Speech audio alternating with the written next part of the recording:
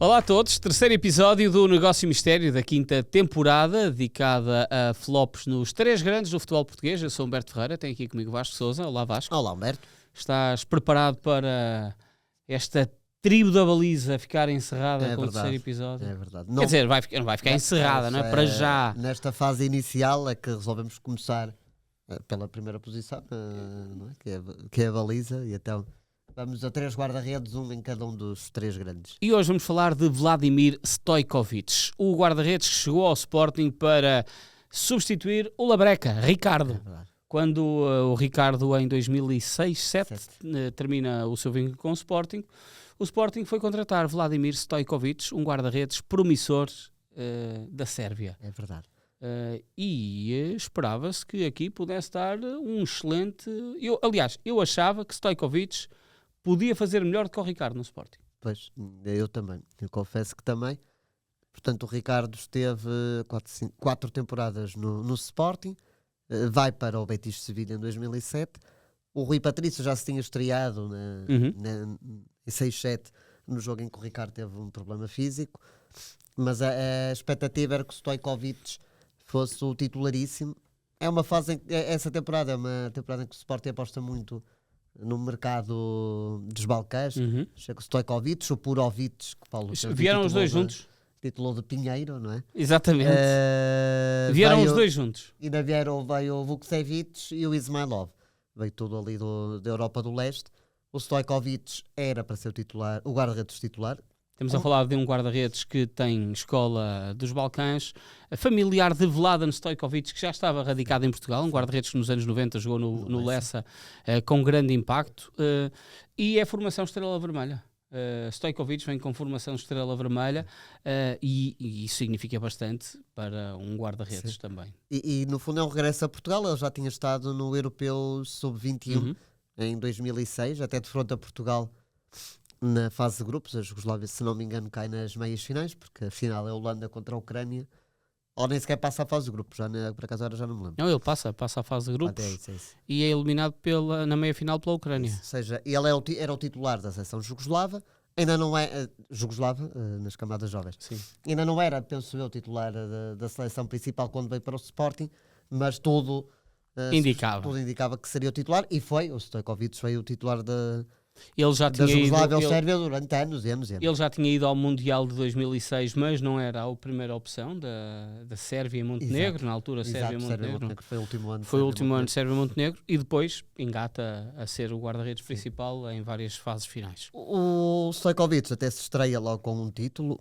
O Sporting ganha ao Porto por 1-0. Ele conquista a Supertaça, não sofre nenhum golo, já não me recordo se teve muito ou pouco trabalho, isso já não me lembro. Mas é sempre um bom começo para um guarda-redes começar sem sofrer golos contra um grande rival e a conquistar um título. Curiosamente foi também contra o Porto que as coisas começaram a correr mal, porque 2 semanas depois, na segunda jornada do campeonato, há um Porto Sporting no Dragão. Na segunda jornada do campeonato é um célebre jogo que ficou marcado por uma polémica. O Tonel, se não me engano, faz um passo ou um corte, depois há pessoas que consideram o passo, outros corte, e o Stojkovic segura a bola com a mão e o árbitro assinala livre em direto, e na sequência desse livre o Raul Meireles marca. Certo é que, na minha opinião, independentemente da interpretação, é atraso ou passe, acho que o Stojkovic o que devia ter feito era chutar a bola. Em caso de dúvida, ora, eu não tenho bem a certeza, e nós vemos isso ainda hoje, não é? Há alguns lances que dizem, podes segura a bola, agarra a bola, mas os guarda-redes ficam na dúvida e preferem chutar, e acho que naquele momento era o que Stojkovic devia ter feito, era chutar a bola, e não estávamos agora a falar desse lance. E isso acabou por o marcar muito, apesar de ele não ter sido muito criticado, até porque o foco do Sporting até acabou por ser pela decisão do árbitro em si, não tanto pelo Stojkovic, mas falou-se muito mas porque é que ele arriscou em segurar a bola. E a partir daí o Stojkovic começou a ficar olhado um bocadinho de lado. Patinho feio, não é? Alguém que era muito nervoso na baliza, discutia bastante com o sangue sérvio, com os árbitros, com os colegas de equipa. Parecia que criava ali mau ambiente. Tinha um clima de guerrilha muito assinalado. E eu acho que esse foi um grande problema do Stojkovic no Sporting. eu acho que ele percebe a dimensão com que chega. Ele chega para ser o guarda-redes titular, vem com todo o histórico de perceber a dimensão, até pelos lados familiares, que vinha para um grande do futebol português e vinha para substituir o guarda-redes da Seleção Nacional, que era o Ricardo na altura. Portanto, eu acho que a visão dele é mesmo, não, eu tenho que aqui impor o meu a força toda. Cheguei chegando. Exatamente. e esquentando, no caso, não é? E houve aqui outro problema, que era o treinador do Sporting na altura, o Paulo Bento, que nunca gostou de indisciplina, não é? É verdade, é verdade. O Paulo Bento sempre foi um treinador que acima, se tu deres tudo e cumpres com as regras, tens tudo, Paulo Bento, mas também se tu começas a falhar em termos disciplinares, e houve imensos jogadores de grande qualidade que em determinado momento até ficaram fora um ou mais jogos por causa de indisciplina. O Liedson teve problemas. E se olharmos mais à frente na Seleção Nacional, o Tiago, o Ricardo Carvalho, o Quaresma, todos jogadores que acabaram por deixar de ir à nesta altura até o Gato Fedorento até fez um sketch em que brincava com esta situação da tranquilidade? Nem era tranquilidade, era do género estarem os jogadores no balneário a aparecer o Paulo Bento e dizer tu castigado. E depois eles até brincaram com todos aqueles que acabavam em Ick, no Stojkovic, Purovic, Vukcevic, ficava tudo castigado, parecia que ele na altura, mas lá está, se calhar a cultura sérvia é mais, parece que tem um sangue a ferver. Mais explosiva. E obviamente com o Paulo Bento isso não era fácil. O Vukcevic ainda teve sucesso no Sporting, ainda jogou vários anos. Os outros é que nem tanto. Mas o Stojkovic começa ali como titular. O Sporting está... E depois lesiona-se também, e ele perde a titularidade por causa de uma lesão e faz com que o Rui Patrício vá para a baliza e a partir daí acabou. Sim. É isso, o Rui Patrício. E eu recordo-me que o Rui Patrício até teve, não só nessa temporada, ali nas primeiras épocas, alguns erros, para não dizer vários, mas o Paulo Bento nunca abdicou, nunca deixou cair. Nunca o deixou cair. Eu lembro que muitas vezes falava, não, o Rui Patrício tem que sair, ainda não está preparado para ser guarda-redes do Sporting. Mas olha, se olharmos aqui para esta dimensão de jogos que o Sporting tem na era em que o Rui Patrício vai para a baliza logo numa fase inicial, eu acho que não são assim tão bons, não é? Estamos aqui a falar de uma derrota, porque nesta aqui é o Stojkovic que está na baliza. Sim. Depois, 2 derrotas. Essa temporada não corre muito. O Sporting até acaba por ficar no segundo lugar do campeonato, mas é um campeonato que o Porto ganha com uns 20 pontos.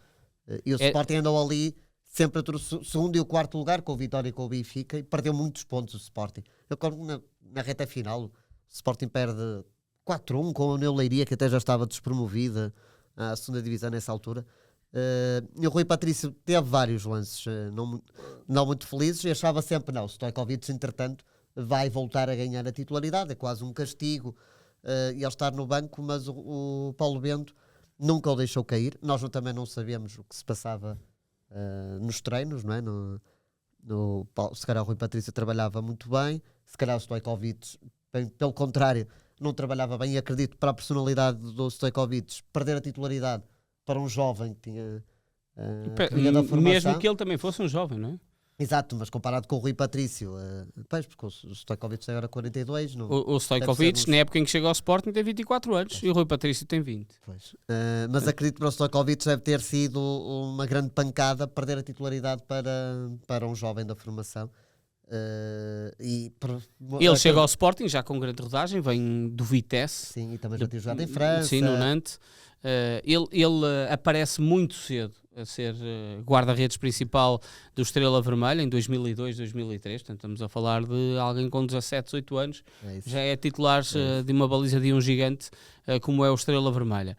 Depois andou emprestado, veio para o Sporting e a partir de perder esta titularidade há aqui um grande problema em que o Sporting não se consegue ver livre dele, que é o Sporting queria vender o jogador e houve muitas propostas.